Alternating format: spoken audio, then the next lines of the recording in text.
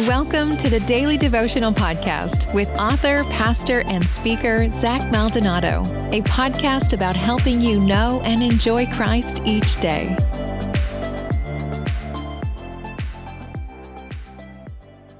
How can we have an identity that is secure? How can we have a sense of self-worth that is unshakable in the midst of our failures and successes? I mean, we all fail, but we all succeed to some degree.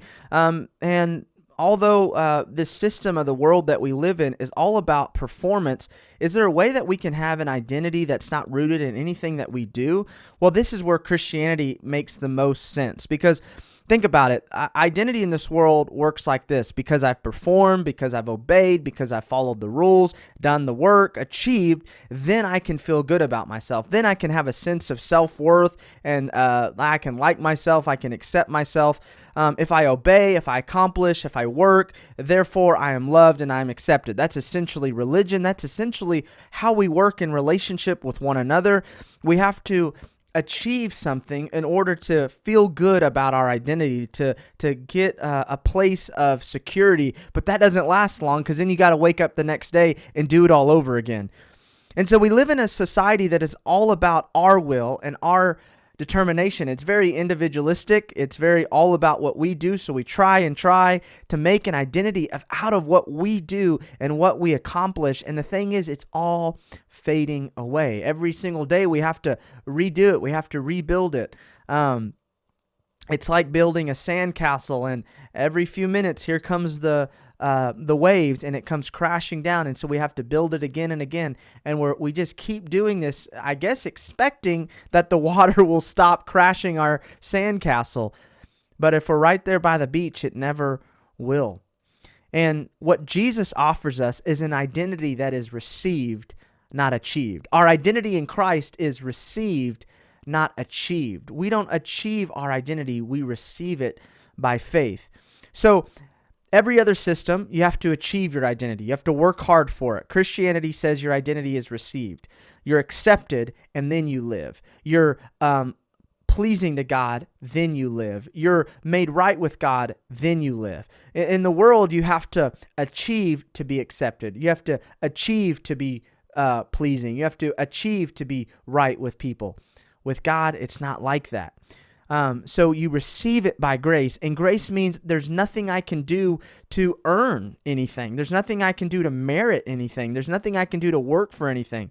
It's humbling, right? We did nothing to earn this. We did nothing to deserve this.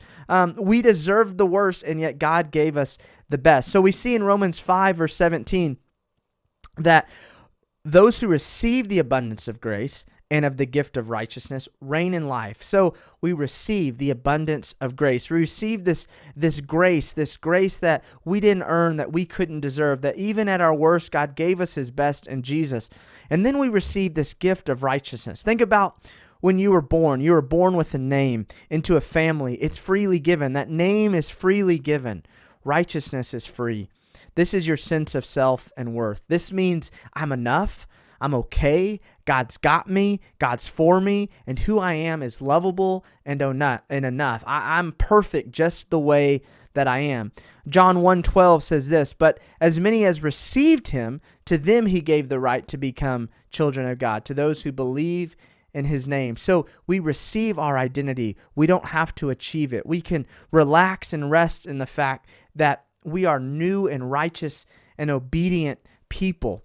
And so we're not working in order to attain something. Instead, we're living out of who we already are. So I was talking to a counselor friend of mine the other day over coffee, and we were talking about identity, and we were talking about renewing of the mind. And I've heard this sort of analogy before, and he said, I can remember driving in my old ranch, and after a good rain, you would get a good rut in the road. And once it dried up, when you drove down that road in the rut, you wouldn't even have to hold the steering wheel. It could drive itself because that rut was so deep. The tires couldn't had to go down that path. And so that's the same way our minds work, that we have these ruts that we build, and some of them are good.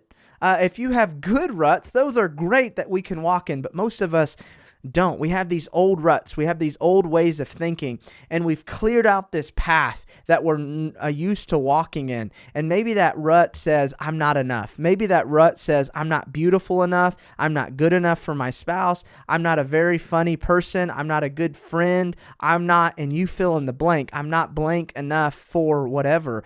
And I'm not skinny enough. I'm not smart enough. Or maybe it's other negative labels. I'm weird. I'm fat. I'm stupid. And so we have these ruts. And every time we think a thought, it gets easier to think it again. So if we keep thinking, well, I'm not enough. I'm not good enough. I'm not pretty enough. And we think those over and over and over again, we develop this rut. Now, if you've ever driven and if you ever driven out of a rut, you know it takes some work to get out and then create a new rut. Or think of it this way. I mean, imagine walking down a paved path, but then taking a right into a forest. Well, it's going to take a while to create a new path in a heavy forest. And that's sometimes what this is all about, that we have these thoughts and we have to literally renew our mind, or in what science would say is you have to rewire or retrain your brain. It's the same idea. Well, how do we do that? When we get those old negative thoughts, we replace those with these new thoughts, and we decide to create a new path, and we decide to renew our mind to the truth of who we are in Christ, that God has got us, that we're loved, we're the beloved, we're pleasing, we're right with God, that in Christ we're enough, that if He says we're perfect, then we truly are. And so that's what it means to renew our mind. And so I hope to encourage you today that if you get those thoughts, simply ask God to help you renew your mind to the truth of who you are in Him. Remember, your identity in Christ is received. It's not achieved. You are already loved, accepted, new, and right with God. Enjoy that today.